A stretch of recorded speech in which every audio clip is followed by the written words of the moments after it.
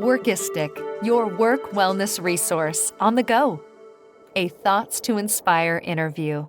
At the Work Wellness Institute, the future of work starts with well-being. Dive into our Workplace Wellness Work Bites for summaries of our carefully curated trending webinars, published workplace research findings, and informative interviews with key industry subject matter experts. Learn and stay informed about work wellness anywhere, anytime with Workistic, your work wellness resource on the go. Welcome to our Thoughts to Inspire series, bringing together subject matter experts from across sectors to present evidence-informed, thought-provoking ideas and approaches. These interviews invite conversation and bring attention to the most pivotal and timely workplace wellness topics.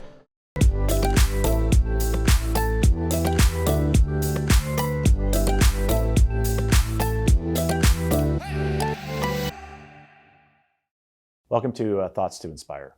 Thoughts to Inspire is a podcast where we invite experts in their field to discuss new ideas and thought-provoking solutions to workplace-related problems. I'm Dr. Cameron Stockdale, the President and CEO of the Work Wellness Institute, and I'm very pleased to have here today Dr. Paul Rollert as our guest. Dr. Rollert and I have known each other for a couple of years now. I was very fortunate to take one of your courses.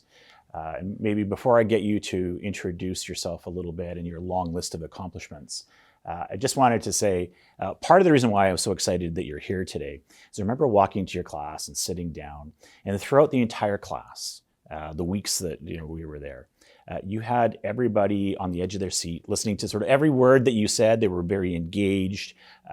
Your perspectives on leadership were certainly that thought-provoking and new from my perspective.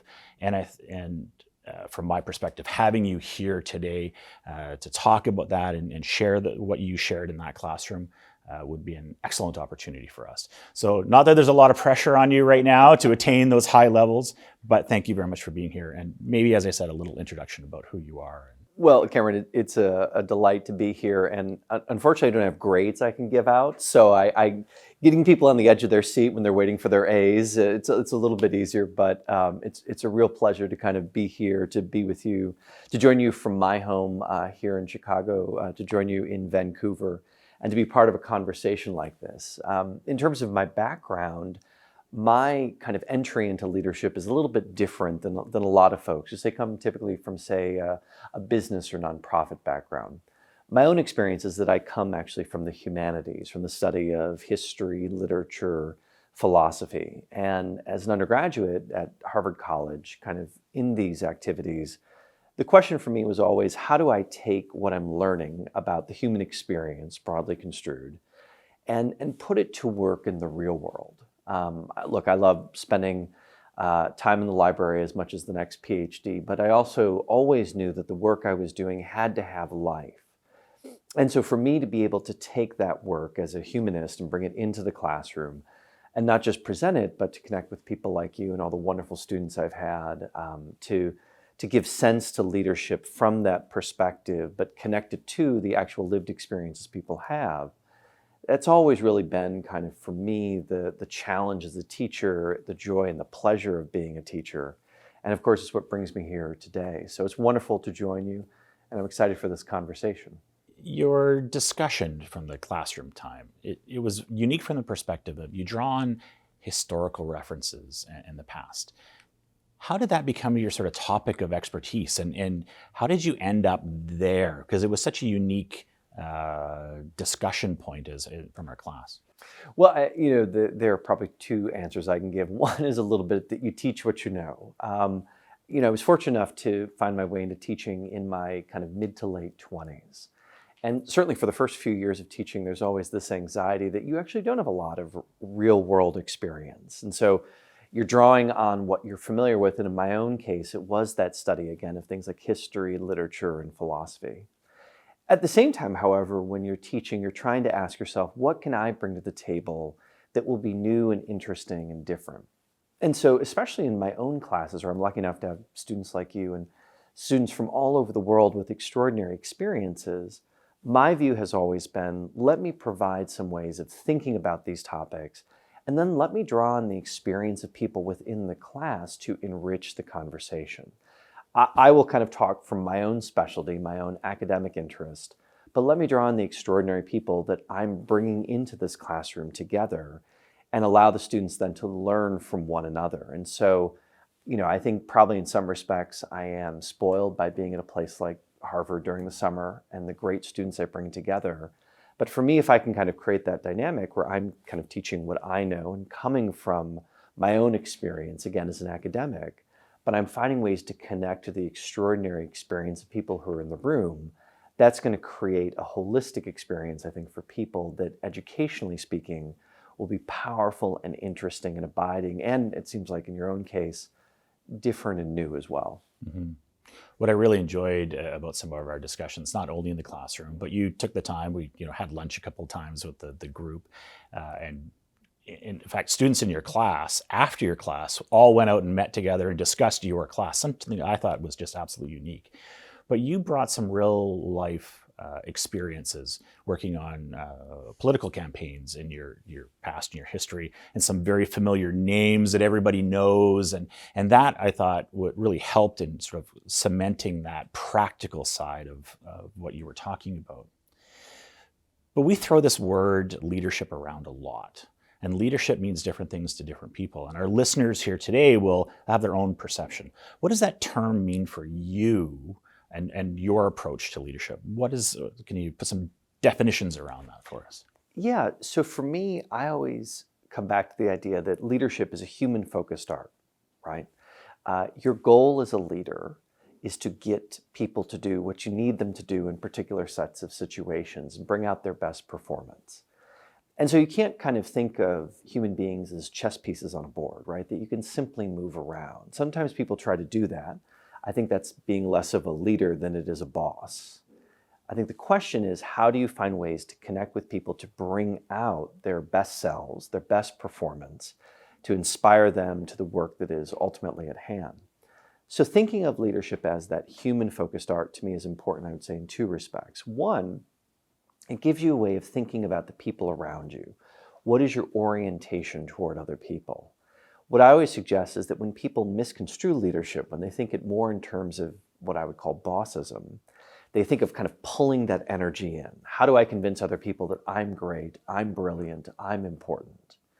And by contrast, I actually think the approach to leadership is much more of an outward-focused energy. How do you connect with other people? How do you inspire them? How do you build faith, loyalty, and trust? And when you're able to do that, you end up bringing the best out of people and creating the strongest and most dynamic teams. And so that sense of leadership, I think, as a human-focused art is essential. And that's one lesson.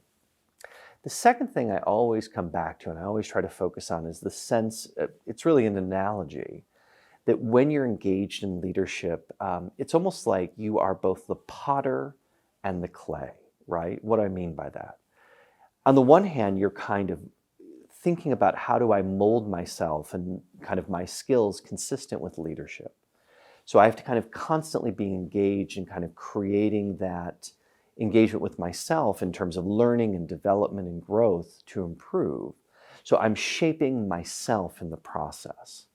And like any kind of activity that you're engaged in, any type of activity that kind of aims toward excellence, it takes time. So if you want to become good at pottery, the first time you sit down at the potter's wheel, the vase or the bowl that you create is not going to look so great. It's going to take time and effort and energy. But as part of that human-focused art, you're trying to kind of improve yourself. You're working on yourself. And so therefore you have to be gentle with yourself, because it will take time to kind of reach that personal excellence you ultimately have. But if you think of leadership in those human-focused terms, as opposed to kind of mechanical or technical terms, I think it creates a better way of going about the process than simply thinking, how do I move those chess pieces on the board? So just picking up on something that you said there, you talked about being a boss versus being a leader. Do you think there's an ethical component to leadership that's involved in that, being a boss or a leader? And how does that work for you? What's your perspective on that? Yeah, I mean, as someone who has taught classes in both leadership and ethics for a long time, in fact, I began my teaching career teaching business ethics and then brought on teaching leadership a couple of years later.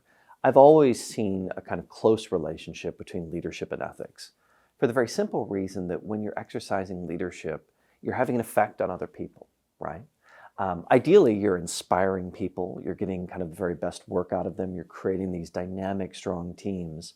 But we've all had people we've interacted with who've been in leadership positions who don't have that most positive effect on us. They rule more by fear, intimidation, threat, the classic use of kind of carrots and sticks rather than inspiration. And so I think that when you're engaged in leadership, never losing sight of the fact that the tools you're working with are other people, right? That's your team. And so your engagement inevitably is going to have some kind of moral or ethical upshot to it. And I think the more that you kind of keep an eye on that, the more that you will remember that human beings, the ways in which we engage them, have that kind of moral consequence. And if you're a leader and you're molding other people around you, you're influencing them, especially if you're dealing with younger people and you're mentoring them, all of those things have a kind of moral weight to them. And therefore, the kind of responsibility that you have to exercise should frankly be very high. We've all been in positions of leadership and responsibility where we kind of want to get the job done, we become impatient. And that's the point when we tend to become a little more pushy or aggressive. It doesn't bring out our best selves. But we have to kind of keep sight on the fact that when we are acting in that way, we're having an effect on other people around us. And I think certainly when you are thinking through your legacy as a leader, the better the effect that you've had on others, the prouder that consequence is. For me, if I accomplish a task, but I end up traumatizing the people on my team, that team breaking apart at the end, it's not something I can truly be proud of. When I talk to people about their leadership, the first question I ask with respect to a project is, were you successful? But once you say, yes, you were successful, then the questions are, how strong is your team afterward, right? What kind of loyalty, faith, belief, and trust do you have? What kind of imprint have you had on your team members? And the better that story is, I think ultimately that's how I score your leadership. Whether or not you've actually succeeded in the task is one question, but the more interesting question involves a lot of matters that we would, I think, directly connect to questions of personal and professional ethics. It's sometimes hard to recognize in yourself. Your discussion reminds me of a story when I was first a graduate student. We got thrown into a group project. And in this group project, everybody doesn't like group projects, but they put an enormous pile of work on us, and just an inability to actually accomplish it. And we were working until 3 o'clock in the morning to get papers done, and you had to have so many meetings. And what the group was actually about was the interaction when you were under stress, all the pressure that you had on you, and how you were being perceived by others. And then at the end of the class, they said, okay, let's talk about how you came across, how you were being perceived as a leader. And I thought for myself at the time, it was really eye-opening. And I think it's often a difficult concept to understand as a leader, how your behaviors and your actions are coming across to others. But I think there's a real, we're the Work Wellness Institute. So we're obviously involved in that, the human side of leadership, and that human approach. So when you're teaching, or from your research and your writing, talk maybe a little bit about that humanistic approach, that relationship that you have with individual followers or team members, and why that's important. Well, if you might remember back to our class, one topic I keep coming back to is actually the focus of my dissertation work is empathy. And I think empathy is not just key to a lot of the things we do in life generally and the relationships that we create, but I think it's absolutely essential when it comes to leadership. And it actually points to the question you raise about how can we be aware of the effect that we have on others. The more that we cultivate that kind of capacity for empathy, it not only allows us to know the concerns of people around us, to troubleshoot those concerns before they grow too big, but at the same time, it forces us individually to ask ourselves, well, how are other people viewing our actions? Can I put myself in the shoes of someone else, not just to understand what that person's experience is, but also really to understand what effect I'm having on them, right? We often think of empathy in terms of kind of understanding someone else's experience in the world generally, and that's powerful. But a hero for me, the philosopher Adam Smith, talked a great deal about how we use empathy to assess our own actions, to understand questions of impartiality and fairness. And so the more that you're kind of exercising that capacity for empathy generally, you're kind of standing apart from your own actions and viewing yourself. And I think that's important for a couple of reasons. I think one, when you're in a position of leadership, you have to routinize feedback to understand how well you're doing, right? You have to give people permission to give you feedback, positive and negative, to understand your own personal success. But as we both know, when you're managing other people, you can't constantly be asking for feedback because there's other work that needs to be done. And sometimes people are a little bit uncomfortable with giving you feedback, even if you created an environment where you've given permission to do so. But our ability to size up the experience of other people, to kind of understand from the very looks that they give, how they engage us, that they may be facing challenges that we're unaware of, or maybe asking things from them they can't immediately do. All of that resides in our ability to be an empathetic person. And that doesn't mean that when I engage someone as a leader, and it's clear to me they're facing a challenge, or maybe I'm not communicating well, it doesn't mean I can immediately pinpoint what the problem is, but it will suggest to me I need to stop, stand back, and ask them, well, let's slow down here and tell me a little bit. You seem a little bit frustrated with this. Let's try to figure out a better way to do this. That ability to cultivate empathy, I think, allows you to be much more of that leader who cultivates trust, loyalty, and inspiration, rather than the boss who merely pushes people around to get things done. We don't try to reason with objects, and maybe ChatGPT will change that. But for now, we don't try to reason and engage objects. But we do that with people, because people have their own momentum through this world. And if you're a leader, you want to find ways to capitalize on that momentum, as opposed to simply shoving it in a different direction. Sometimes you can get away with that. Sometimes you do that in a professional environment. But to me, at least, you're not being a leader, you're being a boss. And the way in which I score that kind of performance certainly doesn't get someone an A.